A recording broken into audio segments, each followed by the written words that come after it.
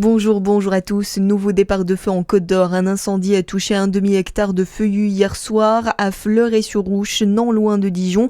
Les pompiers au nombre de 41 ont été mobilisés depuis plusieurs casernes du département pour circonscrire les flammes sur le plateau de Collonges. Le SDIS 21 précise que ce sinistre est distinct de celui qui avait touché Couché la semaine passée. Le département reste sous forte surveillance en raison de la sécheresse. Une sécheresse historique qui touche l'ensemble de la région. Depuis le 3 août, de nouvelles restrictions concernant l'usage de l'eau ont été mises en place dans plusieurs secteurs. Des mesures qui interviennent alors que les cours d'eau affichent des niveaux d'assèchement jamais atteints. Florian Salva. Oui, et c'est l'Office français de la biodiversité qui tire la sonnette d'alarme. En Côte d'Or, par exemple, près de 7 petits cours d'eau sur 10 sont totalement à sec, ce qui fait du département l'un des plus touchés en France. La situation fin juillet serait même la plus critique jamais observée à cette période de l'année. Le réseau national Vigio classe 28 zones en crise dans les départements de l'Yonne, la Saône-et-Loire, la Nièvre et la Côte d'Or.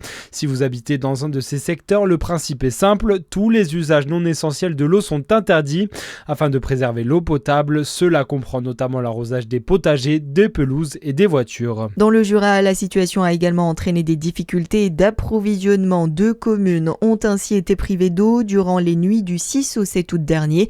À Clairvaux-les-Lacs, les 1400 habitants n'ont pas eu accès à l'eau entre 23h et 6h du matin. Le Jura qui passe en vigilance orange canicule aujourd'hui. Une alerte qui pourrait rester maintenue jusqu'à vendredi selon Météo France. Les températures grimperont jusqu'à 38 degrés en journée avec des nuits tropicales dès mardi au-dessus de 20 degrés. Le Doubs et la Saône-et-Loire sont également concernés par cette vigilance orange comme 19 autres départements en France. Une association de longue vie en Côte d'Or lance un appel aux dons pour survivre. Dans ma rue, qui gère une épicerie solidaire depuis 5 ans, a perdu le soutien financier de la caisse d'allocation familiale, son principal partenaire. Face à ce déficit, l'association a ouvert une cagnotte en ligne visant 10 000 € et cherche de nouveaux financeurs pour poursuivre son aide alimentaire. Dans le reste de l'actualité, que s'est-il passé au centre hospitalier du Mans ? Un incendie s'est déclaré dans une chambre de l'établissement hier. Une personne a été grièvement blessée et son pronostic vital est engagé. 10 autres ont été plus légèrement touchés après avoir inhalé des fumées. Le plan blanc a été déclenché dans l'après-midi pour assurer la continuité des soins.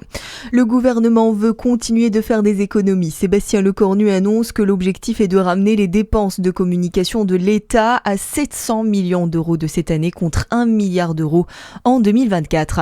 Et puis la cycliste doubienne Juliette Berthet a été récompensée du titre de meilleure équipière du Tour de France Femmes, une distinction remise hier avant la dernière étape.